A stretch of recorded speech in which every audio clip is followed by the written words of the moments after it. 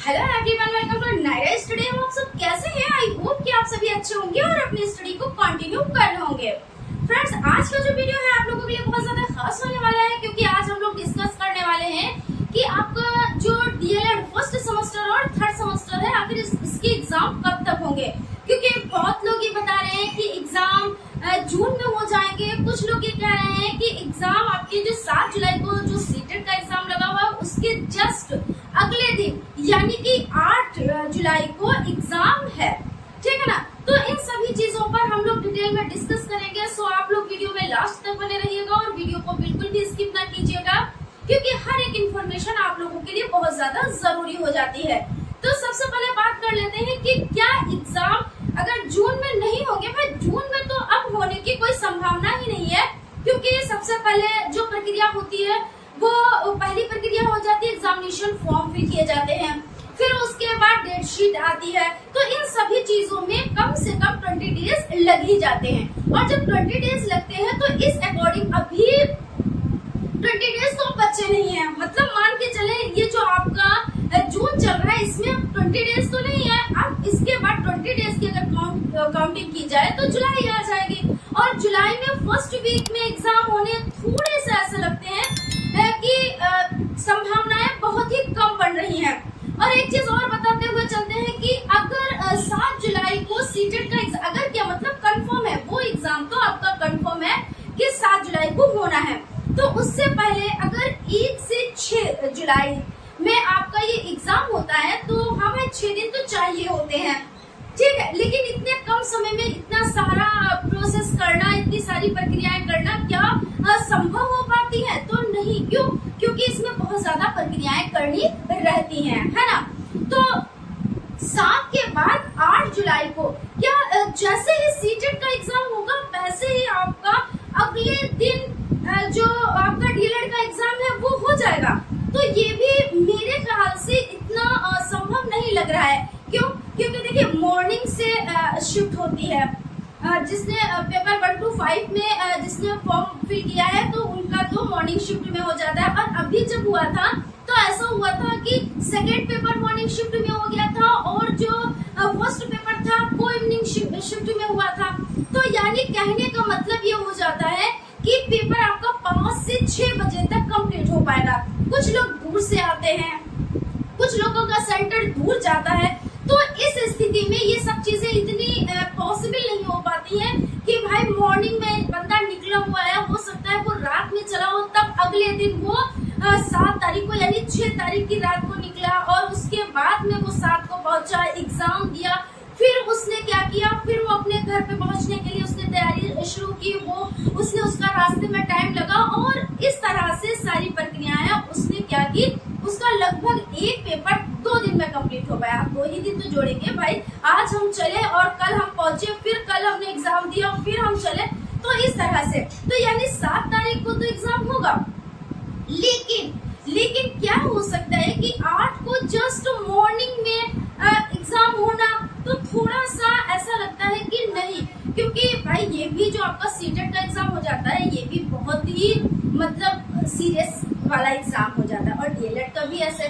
तो इतना सब ऐसे नहीं होगा, क्योंकि भाई हम बंदे हैं, हम इंसान हैं, हम थक भी जाते हैं वर्क करते करते। तो हमारी समझ से तो ये चीज नहीं है कि 8 तारीख से आपके एग्जाम होंगे, लेकिन बहुत लोग क्या ये संभावनाएं निकल के आ रही है कि 8 से 14 जुलाई तक एग्जाम हो सकते हैं। तो ये संभावनाएं बहुत ही कम लग रही हैं। अब आप मान के चले 15 डेट में, 15 डेट में क्या है, तो 15 डेट में संडे है। क्या है? तो 15 डेट में संडे है, तो संडे अगर बीच में पड़ता है तो ये एग्जाम नहीं होते हैं। क्यों?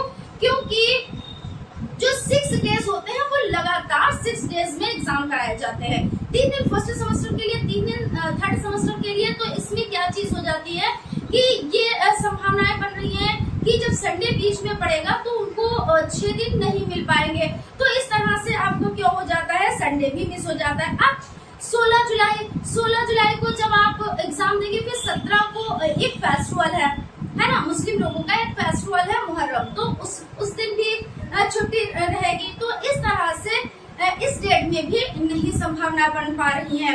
तो यानी मान के चले अभी एग्जाम इधर तो नहीं होने हैं। जैसे 8 जुलाई से तो जो हमने आपको बताया कि हो सकता है कि ये चीज सोचे कि पीएनपी ये सोचे कि नहीं अभी तो सीटेट का बच्चा एग्जाम दे के आया एकदम से भाई एक दिन में 2 पेपर, एक दिन में 3 पेपर होते हैं, तो इतना आसान तो नहीं होता है कि 3 पेपर लिखना, 2 पेपर लिखना।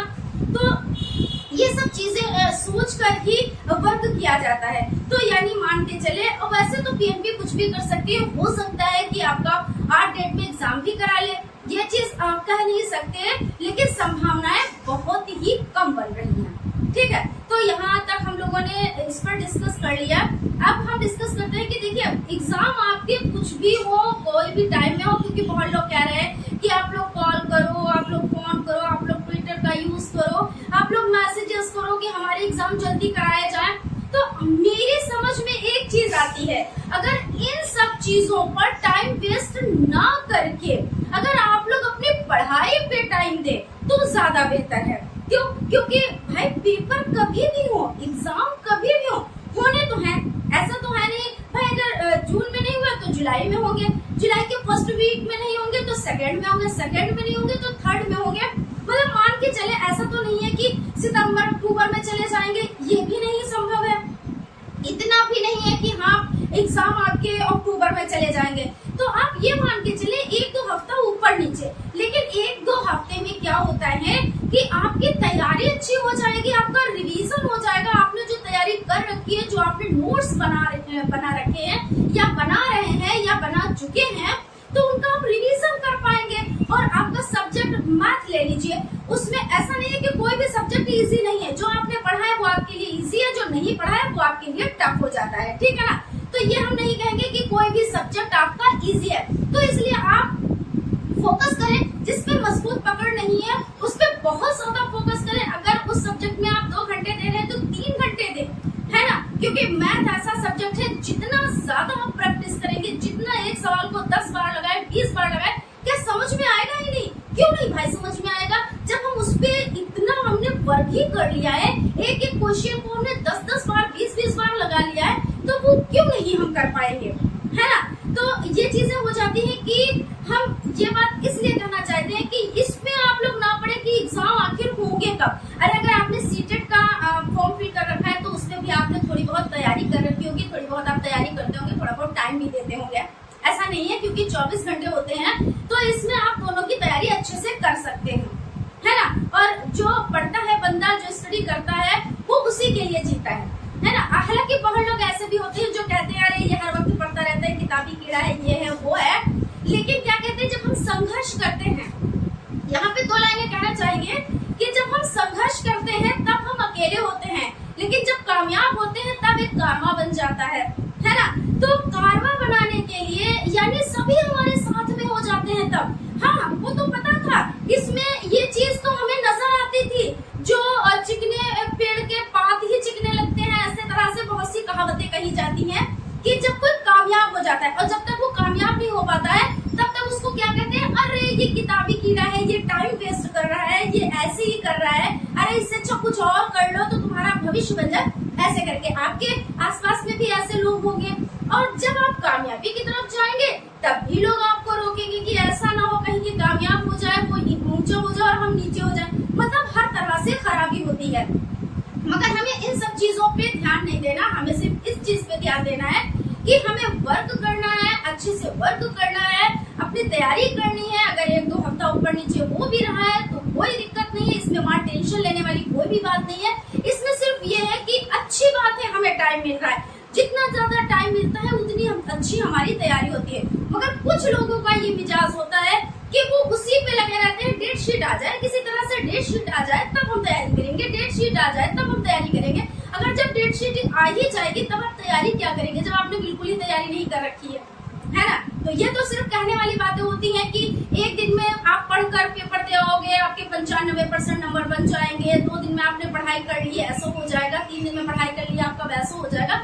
ऐसा कुछ नहीं है, ये सिर्फ अफवाहें होती हैं, ये रियलिटी नहीं होती है। अगर ऐसा ही हो तो जो एक साल पूरा साल पढ़ते हैं, हालांकि इसमें तो सेमेस्टर वाइज होता है, 6 मंथ का होता है, तो 6 मंथ 4 सेमेस्टर होते हैं, आप लोगों को अच्छे से नॉलेज है।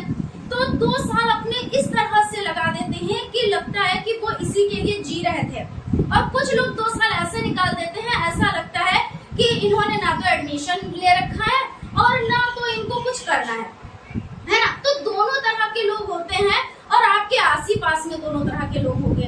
तो मैं आपसे लास्ट में यही कहना चाहूंगी कि आप लोग तैयारी अच्छे से करते रहें। एग्जाम में अगर थोड़ी सी लेट लतीफी है या किसी वजह से लेट हो रहा है तो उसकी कोई दिक्कत नहीं है, कोई उसमें वहाँ टेंशन लेने वाली बात नहीं है कि आप लोग उसी पे लगे रहें, उसी पे फोकस करते रहें और अपनी स्टडी पे ध्यान ना दें। ठीक है ना फ्रेंड्स। तो जैसे भी अपडेट निकल कर आती है कि एग्जाम कब तक होंगे, किस डेट में होंगे, तो हम आपको अपडेट कराते रहेंगे अपने चैनल के माध्यम से। तो इसके लिए तो आपको चैनल को सब्सक्राइब करना रहेगा और लाइक तो आप लोग करते हैं, और क्योंकि आपको सेशन अच्छा लगता है तो आप लोग लाइक भी जरूर करते हैं, कमेंट भी करते हैं और मुझे यकीन है कि आप लोग अपने फ्रेंड्स में वीडियो शेयर भी जरूर करते होंगे, है ना। तो फ्रेंड्स मिलते हैं क्लास में, तब तक आप लोग अपना ख्याल रखें और स्टडी को